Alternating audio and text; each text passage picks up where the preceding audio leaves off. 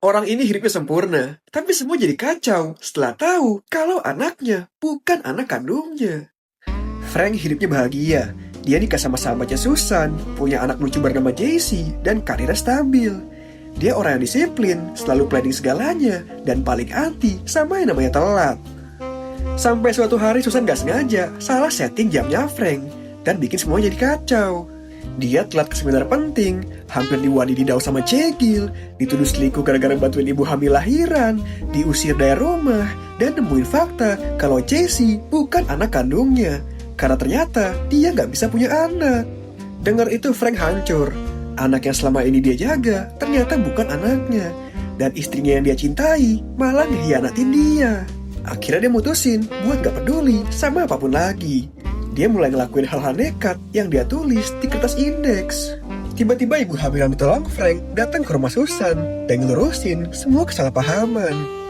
Setelah itu Susan pergi ke tempat Frank buat nyuruh dia pulang, tapi gak nemuin dia di sana. Dan malah nemu kertas indeks bertuliskan bundir.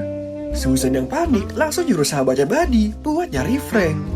Singkat cerita Buddy nemuin Frank dan nyuruh dia pulang, tapi Frank nolak. Dia ngasih tahu Buddy kalau Susan selingkuh dan JC bukan anak kandungnya. Buddy yang shock langsung nemuin Susan buat mastiin sesuatu. Dan mereka baru sadar kalau ternyata Buddy adalah ayah biologis Jessie. Jadi gini, 8 tahun yang lalu, Frank sama Buddy saingan buat dapetin Susan. Tapi sebelum akhirnya milih Frank, Susan pernah gak sengaja digigit-gigit sama Buddy karena hilaf. Dan dari situlah Jessie lahir. Setelah semua itu Frank akhirnya pulang, nemuin Susan. Di situ Susan jelasin semuanya kalau dia gak selingkuh. Dan gimana pun Frank tetap ayahnya Jessie. Frank pun akhirnya luluh. Tapi setelah tahu kalau Buddy ternyata ayahnya Jessie, dia langsung emosi dan ngerencanain buat bun-bun Buddy di danau. Tapi karena amatir, aksinya gagal. Dan mereka berdua malah nyemplung ke danau.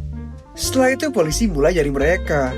Frank nyuruh Buddy buat balik sendirian dan biarin dia menghilang dari hidup Susan dan Jessie. Dengar itu Buddy marah. Frank harusnya bersyukur karena Buddy selalu berharap dia yang dipilih Susan dan dianggap ayah sama Jessie. Tapi dia gak akan pernah bisa gantiin Frank karena yang mereka mau itu Frank, bukan dirinya.